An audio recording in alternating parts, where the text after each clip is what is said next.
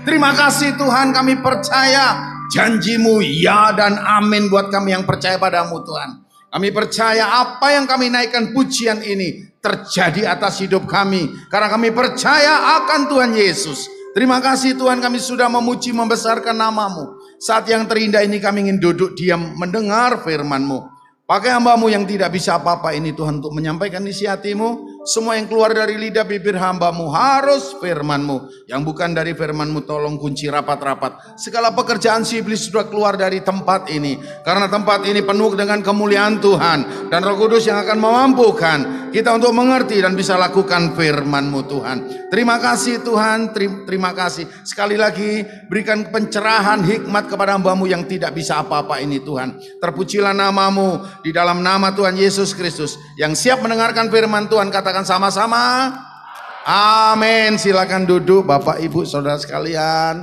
Pertama-tama saya ucapkan terima kasih kepada Tuhan, pada Bapak Ibu Gembala, para hamba-hamba Tuhan dan anak-anak Tuhan yang mempercayakan saya untuk sama-sama belajar tentang kebenaran firman Tuhan. Shalom, apa kabarnya Bapak Ibu? Luar biasa. Sebelumnya saya ada satu cerita ya, cerita ringan-ringan. Ada suami yang kalau tiap pagi itu mengantarkan istrinya kerja. Di sini ada? Ada di sini suami yang tiap pagi mengantarkan istrinya kerja? Ada? Loh, nggak ada yang anu ya? Oh, pengusaha semua ini Pak. Haleluya ini ya. Ya. Terus dia naik mobil tahun 2000-an lah. Tiap kali dia nganterin, dia buka pintunya, dia buka pintu istrinya. Nah, ada yang seperti itu? Ngeterno enggak kok. Iya toh? Nah, owner dari perusahaan itu melihat terus ini tiap pagi ini. Apa yang diperbuat bapak tersebut gitu. Tiap kali dia lihat seperti itu, buka, istrinya turun, buka. Dia tanya sama karyawan lainnya. Itu suaminya? Iya betul. Namanya siapa? Pak Setio. Ada yang namanya Pak Setio di sini? Setio itu berarti setia loh.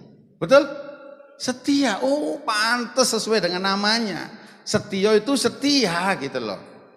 Saking penasaran gitu loh. Akhirnya owner tersebut menghampiri bapak tersebut pas waktu nganterin istrinya. Pak, bapak hebat katanya. Kenapa bos katanya? Bapak menikah udah berapa tahun? Udah hampir 20 tahun bos. Bapak hebat yang ngeluar pintu, bukain pintu istrinya. Kapan bapak lakukan itu? Apa sejak menikah pak? Oh enggak pak, baru 1 tahun yang lalu. Oh bagus pak, berarti ada perubahan pak. Oh enggak bos, karena pintu mobilnya nggak bisa dibuka dari dalam katanya. Nah bapak ibu, yang namanya setia itu belum tentu setia. Setuju? Yang namanya selamat belum tentu selamat. Ada orangnya yang selamat itu bundas kabeh kok ndelosor nang dalan. Ya Bapak Ibu, mungkin Bapak Ibunya memberikan nama itu kepingin seperti itu. Seger, waras, tapi sekarang nggak dipakai nama itu. Sekarang pakai nama Johan. Iya toh, Michael. Loh, pakainya top-top. Kemarin ada yang ngomong, nama saya ini jelek kok. Saya malu, ada langganan saya. Siapa? Siti Munawaro. Loh, sebenarnya bagus loh itu. Loh itu bagus, karena kenapa kita ini mengkiblat ke barat-baratan begitu loh. Jadi akhirnya nama kita merasa jelek. Padahal orang barat itu yang namanya Michael, terus Misael ya toh. Terus namanya Britney Spears. Itu kalau lihat namanya Munawaro, bagus. Sebenarnya anak mereka kadang-kadang dipakai nama Munawaro, kita nggak tahu. Karena mereka mengkiblat satu dengan yang lain, mencotek satu dengan yang lain. Betul? Nah, jadi nama itu membawa kita kepada Tuhan supaya orang tuanya itu ingin atau punya mimpi minimal anaknya seperti nama yang diberi. Nah Bapak Ibu Saudara sekalian, oh ya ini tak terlambat saya mengucapkan Kyonghi bagi yang merayakannya ya. Nah, kemarin ada lontong cap gomek ya. Ini begini Bapak Ibu. Berapa tahun yang lalu anak saya itu kalau terima angpau itu seneng. Di sini ada yang seneng nggak? Kalau nggak seneng kasihkan saya lah. Ya jujur nggak apa-apa lah. Iya toh. Saya nggak munafik, saya mau kok. Pak Pendeta juga mau kok Pak ya. Bagi-bagilah ke kita gitu loh. Nah anak saya begini. Tiap kali kalau ngumpulan angpau ya, entah H+2 gitu, dia pasti ngomong begini, "Pak, omset tahun ini turun." Ada seperti itu Bapak Ibu, omset seperti turun. Kenapa? Misal contoh, tahun kemarin dapatnya 2 juta, sekarang cuma 1,3 Pak, 1,4, turun Pak gitu. Nah Bapak Ibu sadari, ini ada satu cerita yang baik untuk kita. Anak saya menganggap bahwa yang kemarin 2 juta, tahun ini tentu 2 juta lebih dong, atau minimal 2 juta. Seperti kita kan seperti itu ya. Lah itulah arti anugerah. Kita nggak sadar kalau tahun kemarin itu kita ini diberkati Tuhan. Ini tahun pemeliharaan loh Bapak Ibu. Ya, ini temanya tahun pemeliharaan. Kita tanpa kita sadari, Pak, saya sudah berjuang, saya sudah berdoa, saya sudah berpuasa. Tetapi Pak, apa yang terjadi atas hidup kita? Tahun kemarin saya masih enak, tapi tahun ini saya nggak merasakan enak Pak. Bahkan saya sakit-sakitan, betul? Bahkan saya kekurangan keuangan. Bahkan suami saya itu Pak, melok sama perempuan lain. Kuntilanak Pak.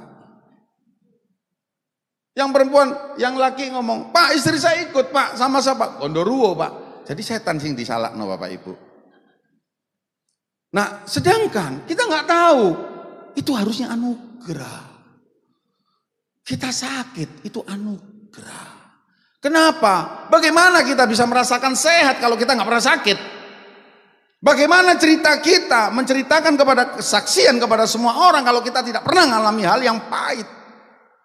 Ikut Tuhan nggak harus selalu enak, nggak harus selalu, tapi ya juga enak. Maksudnya begitu. Harus melewati apa? Lembah kekelaman. Harus melewati yang namanya gunung-gunung yang terjal-terjal. Makanya saya percaya tema yang diberikan oleh Bapak Gembala ini tidak kebetulan. Saya melayani beberapa gereja, ada yang pakai tema apa? Tahun pengharapan, tahun tuayan. Kalau saya ikut di Cirebon, financial freedom. Pernah saya ceritakan, saya ikut ibadah 7 jam, financial freedom.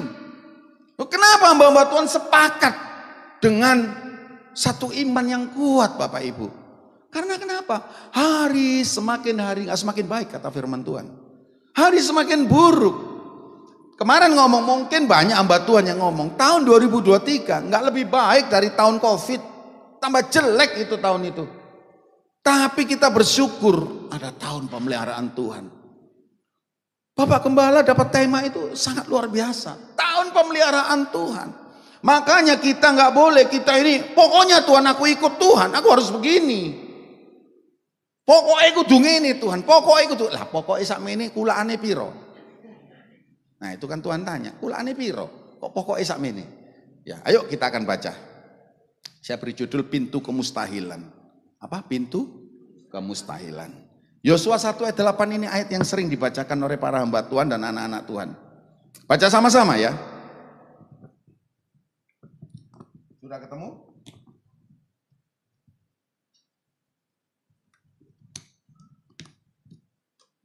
Yosua 1 ayat 8. 2, 3. Janganlah engkau lupa memperkatakan kitab Taurat ini, tetapi renungkanlah itu siang dan malam, supaya engkau bertindak hati-hati sesuai dengan segala yang tertulis di dalamnya, sebab dengan demikian perjalananmu akan berhasil dan engkau akan cuan. Nah, beruntung kan cuan toh? Harus cuan. Ya toh, kalau kita dagang kan co sen i co. Ya toh? Co sen i co harus cuan. Supaya kalau cuan untung bisa cia untuk makan. Betul kan? Co cuan cia. Ingat ya. Co cuan cia. Co gak cuan-cuan tapi cia terus, akhirnya cao Melayu. Nah, perjalanan kita harus cuan di dalam Tuhan. Tuhan tidak pernah mengizinkan kita ini rugi. Baca nanti PL, kitab Musa. Dikatakan apa? Tuhan menciptakan nasib malang dan mujur. Tapi pilihlah yang mujur. Disuruh loh cluenya sama Tuhan. Pilihlah yang mujur. Lah kadang kita pilihnya yang malang, ya urusannya sendiri. Ya kamu jalan-jalan sendiri, ya urusannya. Ya Tuhan izinkan kepada kita semua bahwa kita ini harus mujur, harus untung. Tuhan tidak izinkan kita ini menderita. Tetapi kalau kita diizinkan, itu berarti ada tanda Tuhan mau sertai kita. Mau ada satu kesaksian buat hidup kita. Apa yang harus kita lakukan? Kita bersyukur di hadapan Tuhan. Tetap kita perkatakan kitab Taurat itu, Injil ini firman Tuhan siang dan malam. Maksudnya bukan begini tiap kali kalau kita kerja sambil bawa Alkitab kita baca terus nggak kerja ya dipecat kita sama bos kita. Maksudnya itu perbuatan-perbuatan Tuhan kita ingat siang dan malam. Firman-Nya kita baca terngiang-ngiang siang dan malam. Apa yang disukai Tuhan lakukan, apa yang tidak disukai Tuhan jangan lakukan. Itu maksud firman Tuhan seperti ini. Nah, kita tahu Bapak Ibu Saudara sekalian bahwa Yosua ini pengganti daripada Musa. Dan Yosua tahu persis bahwa Musa itu memimpin bangsa Israel itu tegar tengkuk. Saya kalau membaca ini ya, wih, ngokong ini. Sesudah dapat mujizat, oh haleluya, hosana. Tetapi begitu kena masalah besar, bersungut-sungut. Sebenarnya itu gambaran kita loh Bapak Ibu. Kalau kita baca firman Tuhan itu gambaran kita. Kita ini Israel rohani yang tegar tengkuk. Kalau kita diberkati Tuhan, wih rasanya haleluya gitu, semuanya berbunga-bunga. Tetapi begitu kita tidak dilayani Tuhan, tidak diberkati Tuhan, seperti bunga yang runtuh semuanya, yang dulu berkembang runtuh semuanya. Terus bersungut-sungut. Nah, seperti Musa juga memimpin bangsa Israel tegar tengkuk itu. Kita lihat, Musa itu mengutus 12 orang untuk ke tanah Kanaan, untuk masuk tanah Kanaan, termasuk Kaleb dan Yosua ini. Jadi Yosua ini tahu persis bagaimana susahnya, bagaimana sengsaranya si Musa ini memimpin Israel. Sampai Musa ngomong, Tuhan jangan aku Tuhan, suruh yang lainnya. Mau ada Pak Trisno itu, Pak Trisno ya Tuhan lebih cocok, lebih sabar. Saya orangnya nggak sabar gitu loh. Tapi ditulis dalam Alkitab itu Musa itu lembut hatinya loh. Dia sampai ngomong, aku ini gak sabaran Tuhan melihat seperti ini. Wis bunuh aku, cabut nyawaku. Karena apa? Nggak kuat sama orang seperti itu. Ya mungkin Bapak Gembala ini pernah merasakan hal-hal yang seperti itu. Mengalami tekanan-tekanan. Jadi itu wajar seperti Musa. Nah, Musa mengutus bangsa Israel 12 orang untuk mengintai Kanaan. Di dalam nanti baca Bilangan 13 ayat 27 sampai 29. Nah, akhirnya 10 memberitakan tentang yang jelek. Betul kan? Musa tanya, bagaimana keadaan sana? Yang 10 ngomong apa? Memang tanah di sana itu gemuk, tumbuhannya subur, buahnya gede-gede. Ini loh kami bawa. Tetapi atau hanya manusianya sana besar-besar. Dan ditambahi lagi, padahal enggak. Mereka memakan manusia. 10 orang mengatakan seperti itu. 2 orang Kaleb dan Yosua mengatakan apa? Tidak. Allah yang meninggal, Allah mereka itu meninggalkan mereka. Allah yang menyertai kita akan membuat kita menang. Kita akan telan habis-habis mereka. Sampai akhirnya yang 10 dan seluruh rakyat yang di sekitar situ mau membunuh Kaleb dan Yosua. Nah sekarang begini Bapak Ibu, kalau seandainya rapat itu voting, 10 musuh 2, menang mana? 10 mayoritas, betul kan? Nah kadang kita juga begitu, tahun pemeliharaan, tapi kok koyok ngini yo, tambah suwe, tambah kayak gini. Yang kerja ini kok kayaknya mau di PHK, Tuhan ya apa ini Tuhan? Ingat loh, kalau kita di PHK kita percaya, kita mau dijadikan kepala bukan ekor. Amin. Kalau kita ngalami masalah keuangan, ingat Tuhan akan mengangkat kita nanti lebih tinggi lagi. Diberkatilah buah kandunganmu. Diberkatilah pada waktu engkau masuk dan pada waktu engkau keluar. Diberkatilah usahamu. Itu janji firman Tuhan. Nah akhirnya kadang kita ini condong dengan mayoritas. Seperti 10 ini. Kita lihat medsos. Itu serem ya kayak gini ya. Aduh serem kayak gini. Aduh serem. Wih kondisinya seperti ini. Kita percaya itu. Tapi kita nggak percaya. Yang kata kita cuman Alkitab satu minoritas ini. Yang kata Kaleb dan Yosua minoritas ini. Dia mengatakan apa? Nggak, kita akan maju, kita akan telan mereka. Kita akan menang. Mereka mau membunuh Yosua dan Kaleb. Engkau tidak membawa kami kepada bangsa yang enak, yang kecil-kecil, tanah yang berlimpah susu dan madu. Enggak, kenyataannya engkau membawa kami kepada musuh yang begitu berat. Itu kata orang Israel yang tidak percaya kepada Tuhan. Semua itu Bapak Ibu menimpa kita juga, menimpa para pengusaha. Kemarin dikatakan bahwa tahun ini tahun gak bagus. Begitu awal tahun pemilihan, beras sebelumnya sudah naik kayak begitu. Katanya ada ini akibat badai El Nino yang kemarin saya cerita masih terus berlanjut. Kemarin yang dihantam pertama kali ikan. Ikan kan murah sekarang. Ikan murah, uangnya nggak laku karena apa? Ikannya terlalu murah. Maksudnya begini, nggak lakunya apa? Nggak bakat seperti yang standarnya begitu loh uang itu. Bagi mereka yang terima. Murah karena kenapa? Badai El Nino ini kan panas di dalam gitu loh. Jadi ikan-ikan naik semua. Makanya kemarin saya lihat video itu ikan kakap dijaring itu. Wih, pernah ada lihat video itu. Segitu banyaknya. Nah ini yang ditakutin. Tahun nanti ini begitu El Nino selesai, nggak ada ikan. Nanti uangnya nggak payu, nggak laku karena nggak ada ikan. Nah akhirnya berimbas ke padi. Nggak tahu betul apa enggak ini El Nino kok bisa berimbas ke padi. Seluruh dunia ngalami seperti ini. Makanya kemarin di medsos juga teman saya siap-siap stok beras mateng kon. Ayo Bapak Ibu mau stok beras berapa untuk makan di rumah? Oleh Kak Kutuan kok berasnya. Ya mau di stok ya apa? Ayo, itu sampai ngomong stok beras. Gak usah khawatir Bapak Ibu. Tuhan memelihara kita kok. Amin. Gak usah khawatir. Apapun pengeluaran Anda, setinggi apapun, sebanyak apapun, Tuhan sanggup curahkan berkat. Melebihi dari itu semua kok. Asal kita percaya kepada Tuhan.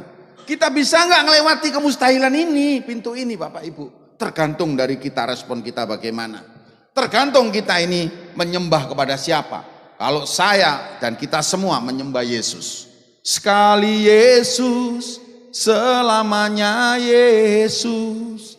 Harapanku tak akan hilang. Karena kasih-Nya sekarang ku ada.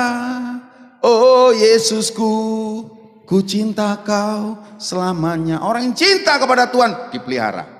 Amin, beri kemuliaan pada Tuhan kita. Musa harus melewati pintu kemustahilan untuk dia sukses. Pintu kemustahilan pertama yang harus dilewati Musa apa? Laut Merah. Begitu dia tuntun bangsa Israel keluar dari perbudakan, dia menghadapi Laut Merah. Laut Merah itu Laut Kolsom, Laut Edom, Laut Teberau, Laut Merah itu sama. Mohon koreksi kalau salah. Kalau saya salah, tapi saya ingat saya sama. Kenapa dinamakan Laut Merah? Karena airnya warnanya bukan biru. Tetap lautnya biru. Merah itu julukannya Edom itu. Nah, Musa harus membelah laut itu, Bapak Ibu. Bangsa Israel ketakutan melewati pintu kemustahilan, mana bisa? Laut itu dibelah, mana bisa di tengah-tengah krisis ini ada tahun pemeliharaan yang diberikan tema oleh Bapak Gembala, mana bisa? Nggak ada sejarahnya laut itu terbelah jadi kering, nggak ada sampai sekarang, nggak ada Bapak Ibu. Tapi Tuhan itu adalah Tuhan di atas segala-galanya. Dia menciptakan yang tidak ada menjadi ada. Dia julukannya kreasi ex nihilo, mencipta yang tidak ada menjadi ada, itu adalah Tuhan. Maka Musa dia apa? Angkat tongkatmu. Begitu diangkat Bapak Ibu, terbelahlah laut terbelah itu. Saya sendiri tuh kalau diizinkan Tuhan tuh kepingin tuh jalan itu. Delok tembok toko banyu iki ya apa ya gitu loh. Iya toh. Tapi sebenarnya bangsa Israel waktu jalan itu mir-miren. Tahu bahasa Jerman mir-miren ya. Kuatir betul loh Pak ya. Iki pas mau gerocok piye ngono kan. Lho tingginya kan pasti ratusan meter, puluhan meter kan minimal. Lu koyok ngene. Pasti mereka ada yang pegang-pegang loh. Pasti loh. Iya toh kayak kita di SeaWorld itu kan. Pegang-pegang ada hiu lewat gitu kan. Lu hiu rek gitu kan. Seperti itu. Akhirnya lewatlah. Kalau Musa disuruh Tuhan angkat tongkatmu. Terus Musa ngomong ini. Kayak apa Tuhan anu tongkat angkat iki. Lu lelar gawe. Loh. Tuhan tuh ngomong gak jelas. Cuma ngomong angkat tongkatmu. Suruh tak angkat dulu loh. Seperti Abraham. Abraham keluar dari Ur Kasdim. Enggak dijelas sampai Tuhan. Maukah kita nurut di hadapan Tuhan? Mau kita nurut terhadap firman Tuhan? Bahwa orang-orang yang mengasihi Tuhan itu dipelihara oleh Tuhan. Ya, kita tahu sekarang bahwa Allah turut bekerja. Mendatangkan kebaikan bagi orang yang mengasihi Tuhan. Kalau kita mau terima kebaikan Tuhan, mau terima pemeliharaan Tuhan, kita harus mengasihi Tuhan. Kita harus taat kepada Tuhan. Sesudah Musa, Yosua. Apakah Yosua ringan-ringan pekerjaannya? Berat juga. Dia melewati apa? Sungai Yordan, pintu kemustahilan yang dilewati oleh Yosua adalah Sungai Yordan. Kalau Bapak Ibu Saudara pernah ke Israel, ada sana itu baptisan ya. Yang dibaptis itu memang tempat baptisan, itu sungainya dangkal Bapak Ibu, sak gini paling airnya. Loh kalau tinggi-tinggi kan mati semua kan, ya toh, kan gak bisa berenang, jadi segini-gini gitu. Nah pertanyaannya, Pak, saya sudah baptis Pak, apakah saya boleh? Boleh lah, mau nyemplung-nyemplung, mau renang-renang sana boleh lah. Jangankan 1 kali, 10 kali boleh lah. Wong itu cuman anu tok kok Bapak Ibu, istilahnya kan kepingin toh di sana. Bagaimana Tuhan Yesus pernah berendam di situ, muncul di permukaan, boleh. Iya toh, tapi ingat baptisan yang pertama itu yang diakui. Di situ cuman ikut. Kadang ada hamba-hamba Tuhan yang pro dan kontra. Mereka nggak boleh baptis lagi di sana. Ya urusanku. Iya toh, ya urusanku, nggak apa-apa. Ya seperti kayak saya dengan Pak Trisno. Misal contoh saya jalan-jalan ke Bali, saya di Kuta dengan Pak Trisno. Terus mohon maaf pakai celana pendek karena kan di laut kan, lari-lari. Lu mosok kabeh ngilokno. Lu pendeta rek melayu-melayu. Lu pendeta dulinan layangan. Lu ya apa sih? Iya toh. Lu pendeta ndak boleh ta? Main bal-balan nang ngene pasir gitu. Ya toh, sambil celana pendekan kan ndak mungkin main sepak bola di laut pakai jajasan, Pak. Kan enggak bisa toh seperti itu. Nah, Yosua harus melewati itu semua Bapak Ibu. Melewati Sungai Yordan yang meluap-luap dikatakan dalam firman Tuhan. Meluap-luap itu mungkin bagian sebelahnya, saya nggak tahu, yang itu paling dalam. Meluap-luap. Tuhan cuma ngomong apa? Jejakkan kaki para imam. Jejakno Bapak Ibu. Banyune sakmono, dalamnya airnya dalam, mau dijejakno begini bagaimana? Tapi begitu nurut dijejakkan, airnya sebak. Langsung jalan kering loh Bapak Ibu. Itu pintu kemustahilan. Bagaimana dengan kita? Bisakah kita percaya kepada firman Tuhan di tengah-tengah seperti ini? Kalau Anda sakit, percayakah bahwa Tuhan sanggup menyembuhkan? Tetapi seandainya dari sakit itu Anda pulang, pasti ketemu Tuhan. Loh, enggak ono sing amin. Enggak kepingin tak ketemu Tuhan? Enggak kepingin? Hah? Kalau orang jatuh cinta tuh pasti kepingin loh ketemu dengan Tuhan. Pasti kepingin. Jangan takut nanti kalau kita ini meninggal Bapak Ibu. Kenapa? Karena planning daripada Tuhan Yesus itu sorga. Itu satu-satunya sudah. Itu yang terbaik kok, nggak ada yang lebih baik lagi dari sorga kok. Nah caranya bagaimana? Ya mati dulu. Loh bagaimana kita bisa hidup kecuali satu, rapture, pengangkatan. Kecuali. Tapi kan kita nggak tahu saat dan waktunya. Yang kita alami kan sekarang yang normal-normal aja. Sakno Pak, dikubur Pak. Iku banyune akeh Pak. Gak sakno, itu jasad. Babano kon lemparno kono pun ndak kroso mereka. Karena itu jasad. Yang penting rohnya sudah kembali kepada Bapa di sorga. Itu yang terpenting. Banyak loh. Iya toh. Jangankan di luar Tuhan. Orang-orang Kristen yang cuman Kristen-Kristenan tok. Nggak kembali kepada Tuhan itu banyak Bapak Ibu. Nah kita yang dipilih di GKI Kana di sini, jangan takut mati. Tujuan Tuhan itu mulia buat kita. Bahkan saya katakan sangat mulia. Yaitu sorga yang mulia.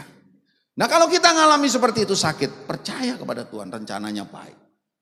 Kalau kita berobat boleh Pak? Boleh. Ke dokter? Boleh. Siapa yang larang? Nggak apa-apa. Jangan ngomong, oh kita beriman. Dengan darah Kristus kita bisa sembuh. Dengan bilur-birunya kita bisa sembuh. Tanpa obat-obatan. Itu ngawur Bapak Ibu.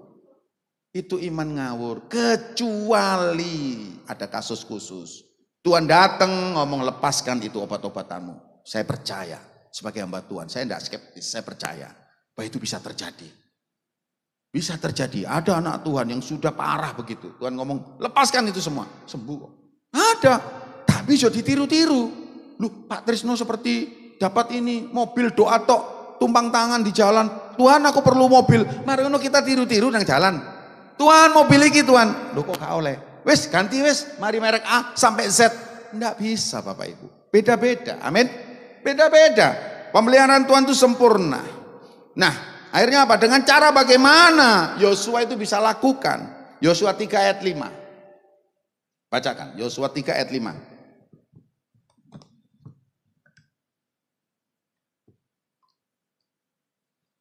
Nah, dikatakan begini Bapak Ibu. Berkatalah Yosua kepada bangsa itu sebelum menyeberangi sungai Yordan, kuduskanlah dirimu sebab besok Tuhan akan melakukan perbuatan yang ajaib di antara kamu. Jadi apa yang harus dilakukan buat kita untuk kita masuk dalam tahun pemeliharaan Tuhan? Kuduskanlah hidup kita. Amin. Jangan kita ikut-ikutan dunia. Dalam Roma mengatakan jangan kita ini serupa dengan dunia. Kalau wah seperti inilah kita harus kerja yang seperti ini. Kalau enggak seperti bingung sendiri Bapak Ibu. Ikutin alurnya Tuhan. Kita berdoa kepada Tuhan, kuduskanlah. Sulit loh hidup kudus itu. Sulit. Hamba Tuhan banyak jatuh dalam dosa kok. Iya toh? Banyak jatuh dalam dosa. Malah kiwir-kiwirnya lebih welek mana kok bojone. Lu iso loh. Jatuh tuh aku deh bingung ya. Karena apa? Manusia ini normal. Laki-laki ini normal. Laki-laki kalau yang normal jatuhnya kepada perempuan. Makanya tolong deh. Kasihanilah laki-laki ya. Khususnya yang om-om sudah punya duit. Noni-noni nang kene. Ojo diganggu om-om ya. Om-om itu mau masuk surga. Tapi karena ulah noni-noni masuk neraka. Ya janganlah, kasihan om-om ya. Noni-noni itu banyak loh yang senggel-senggel itu. Ya. Deketi mereka, godai mereka nggak apa-apa. Sesama single saling menggoda nggak apa-apa. Ayo tanya sama Bapak Gembala. Malah nanti diteguhkan kok di sini kalau sesama single. Ayo saling goda nggak apa-apa. Iya toh? Tapi cinta nggak harus selalu memiliki loh ya.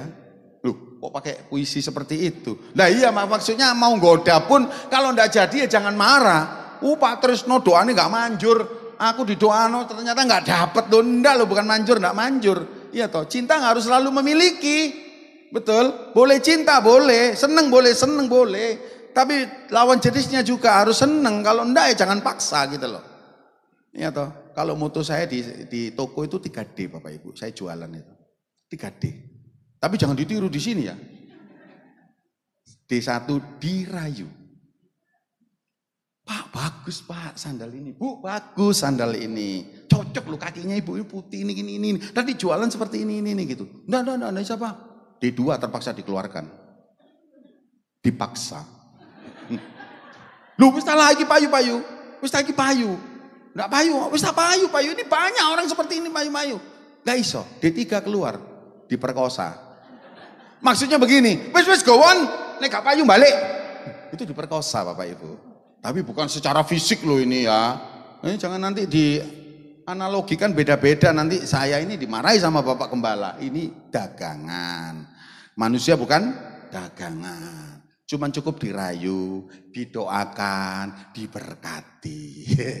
Wedok kalau dirayu, didoakan, diberkati. Kelepek. Ya apa? Kelepek. Ya. Nah Bapak Ibu saudara sekalian, Yosua melalui ini semua dia harus kudus. Sing guyu-guyu ini mungkin merasa ya. Senang diberkati ya. Perempuan senang diberkati apa senang dimarahi? Hah? Diberkati toh? Lah iya, itu lihat tuh suaminya sering berkati apa enggak? Sering marah enggak suaminya? Enggak toh? Suami sini baik-baik Pak. Oh diberkati Tuhan menjadi imam yang baik. Ya Den ya? Nah, Yosua tahu bahwa dia tidak boleh kompromi dengan dosa. Dia harus kudus di hadapan Tuhan untuk merebut tanah Kanaan yang penuh dengan susu dan madu. Yosua tahu bahwa di dalam 1 ayat yang ke-8, perkatakan Taurat ini siang dan malam dan dia harus bertindak hati-hati. Sesudah kudus harus bertindak hati-hati. Kita hidup di dunia ini harus hati-hati. Ingat sekeliling kita itu seperti serigala berbulu domba. Kadang ada orang baik sekali tapi punya tendensi, punya motivasi. Itu kita harus hati-hati. Kejahatan tuh dimulai dengan kebaikan dulu. Nggak ada orang berbuat jahat mau nipu kita itu Bapak Ibu. Dengan jahat langsung nggak ada ya, lari kita. Dengan baik-baik, makanya bertindak hati-hati sesuai standarnya firman Tuhan. Karena apa? Kalau sesuai dengan firman Tuhan, perjalananmu dan perjalananku akan berhasil dan beruntung. Nah, perkatakan firman Tuhan ini terus ngiang-ngiangkan dalam telinga kita agar kita bisa melewati pintu kemustahilan. Agar kita bisa melewati tahun pemeliharaan Tuhan. Tahun pengharapan, financial freedom terjadi buat kita. Amin. Nah, Daud contoh yang ketiga. Harus melalui pintu kemustahilan. Yaitu apa? Menghadapi Goliat. Goliat tingginya 3 meter 20 cm kalau tidak salah. Dengan Daud yang waktu itu diperkirakan penafsir umurnya antara 15-16 tahun. Karena dia kemerah-merahan. Nah, orang dari Israel itu kan tingginya nggak terlalu tinggi, terlalu ya ada, tapi enggak, rata-rata enggak, paling 180 lebih. Nah, itu Daud diperkirakan paling sak bongsor-bongsori Daud itu 170-an. 170 kurang lebih. Musuhnya 3,2. Secara akhlak manusia, secara logika, secara pemikiran kita, Daud nggak akan bisa menang loh Bapak Ibu.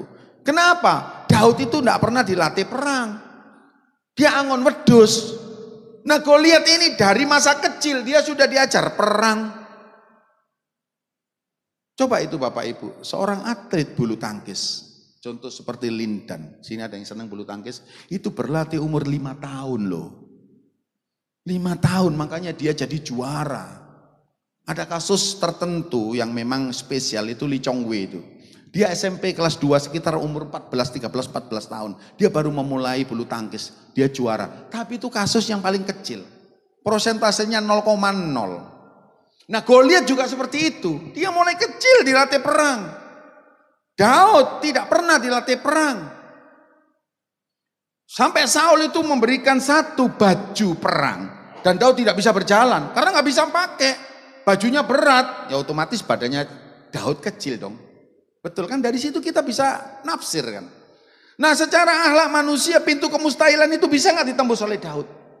Tetapi Daud dengan berani perkatakan firman Tuhan. Hai engkau orang Filistin yang tidak bersunat.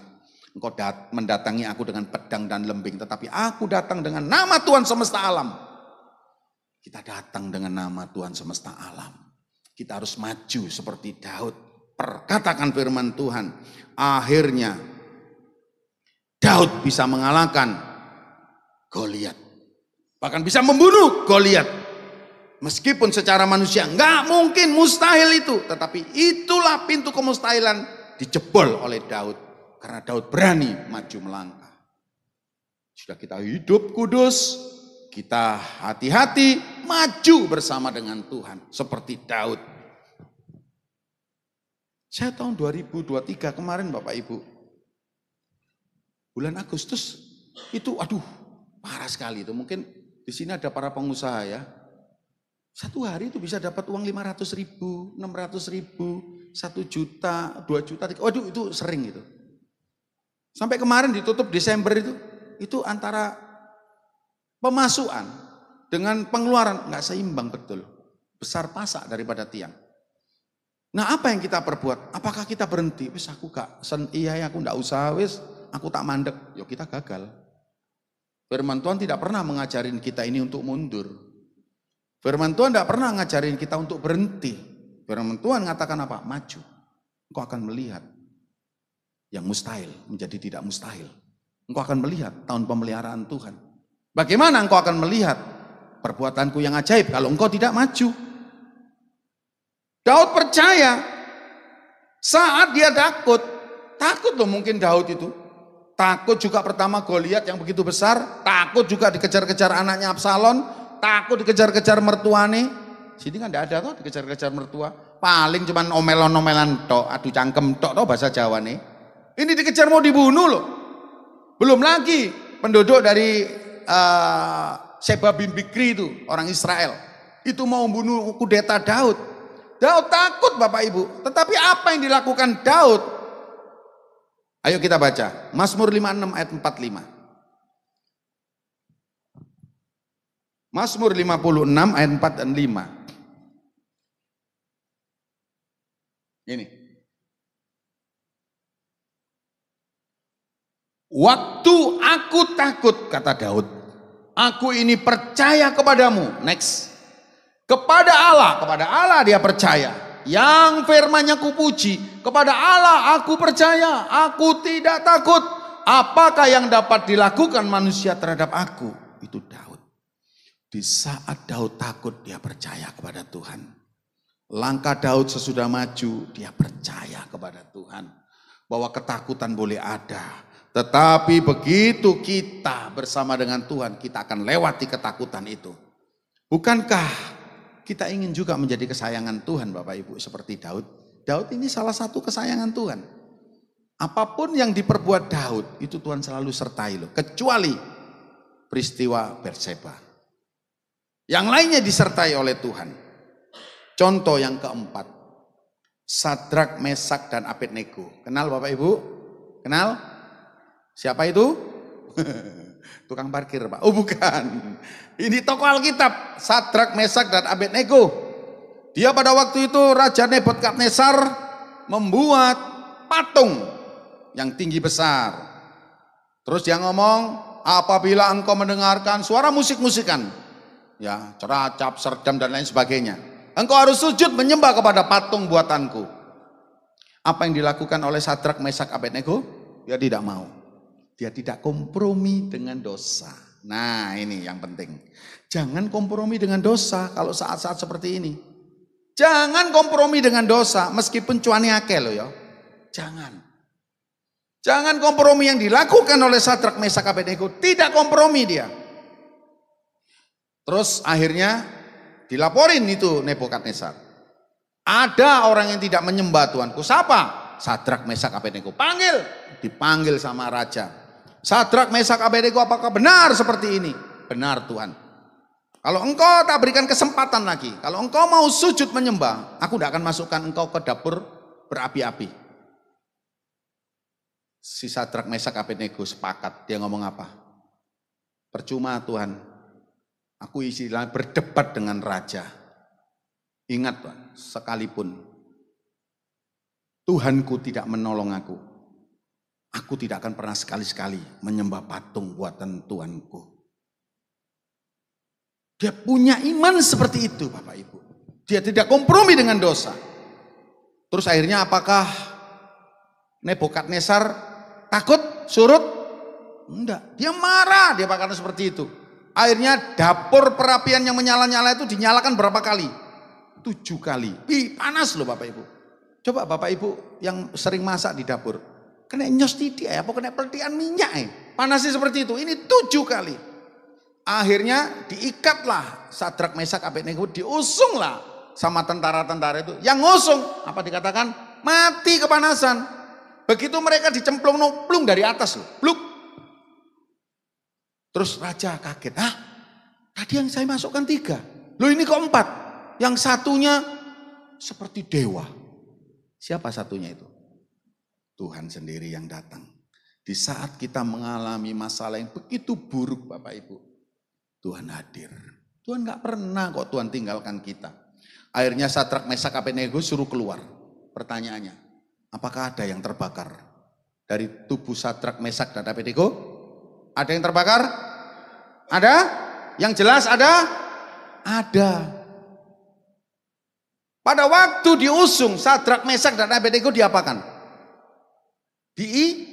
Diikat. Pada waktu keluar ya jalan sendiri, nggak ada yang nolong. Berarti ikatannya lepas gak? Terbakar gak ikatannya? Berarti yang bukan dari Tuhan terlepas. Amin.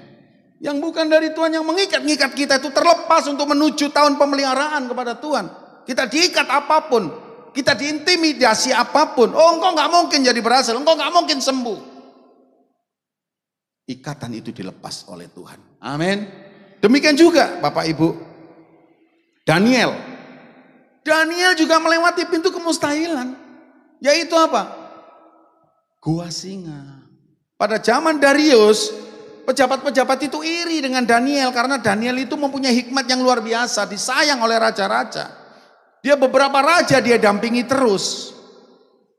Nah, akhirnya dibuatlah peraturan kalau dalam 1 bulan ini ada seseorang yang berdoa atau membuat permohonan selain dari raja, dimasukkan ke lubang singa. Disetujuilah sama Darius. Skenario ini berjalan, dia menjebak raja itu. Karena peraturan dulu, begitu dicap meterai, raja pun tidak bisa membatalkan. Itu peraturan dulu. Kalau sudah dicap itu nggak bisa.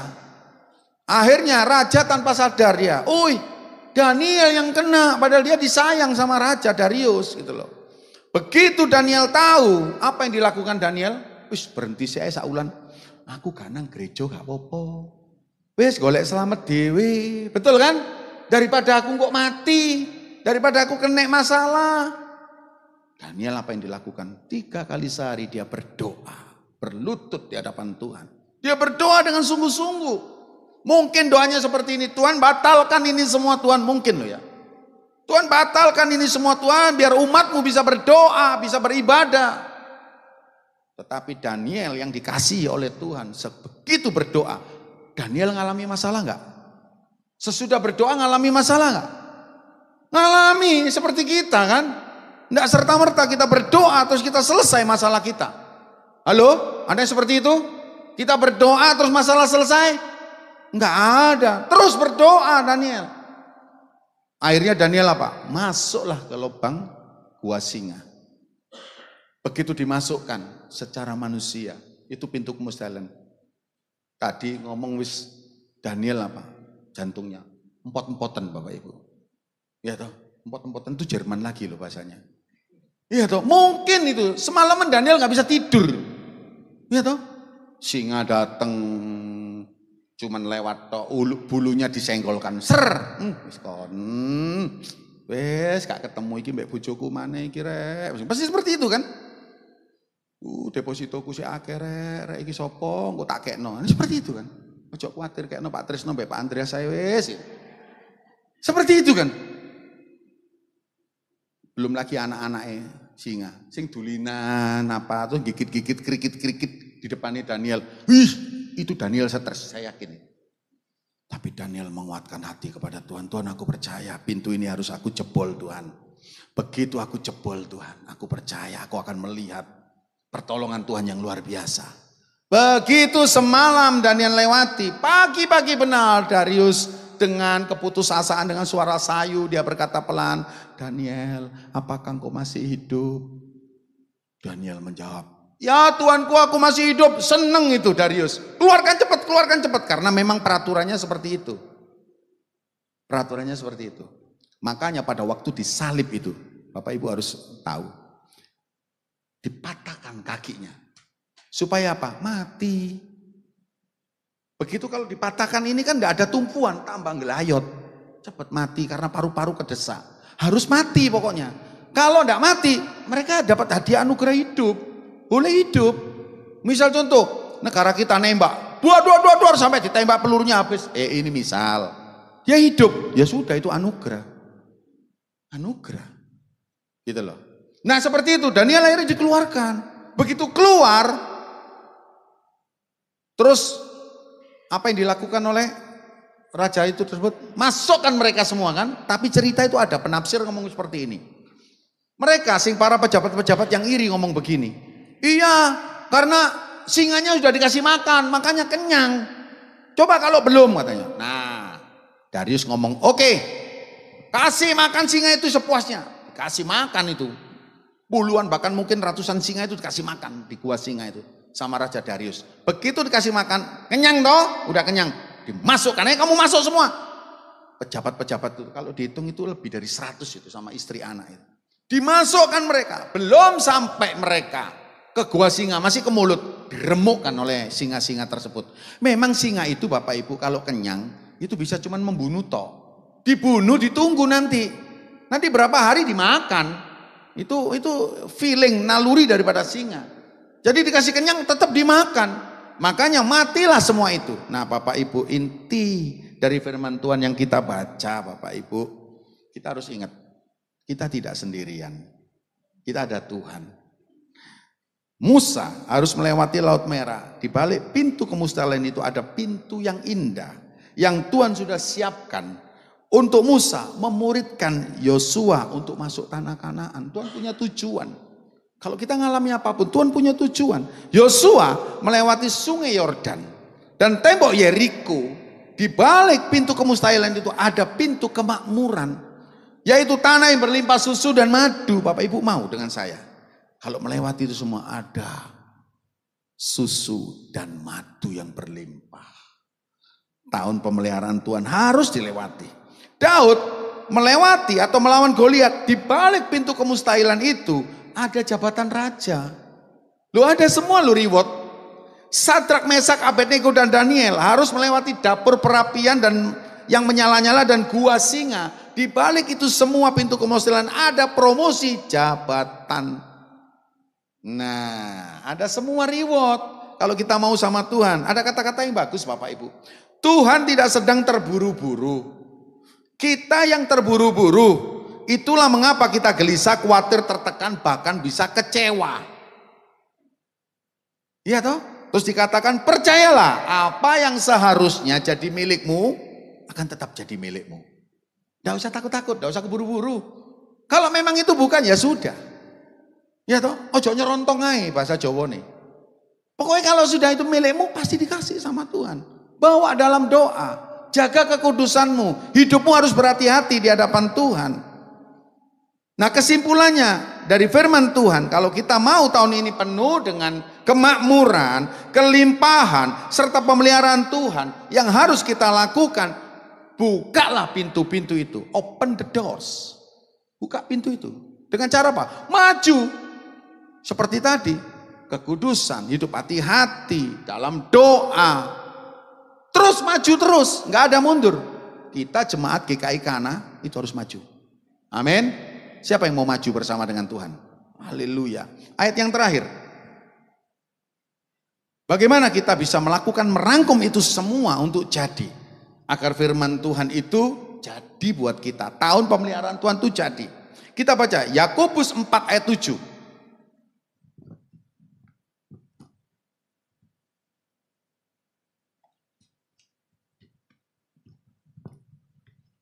Yakobus 4 ayat 7.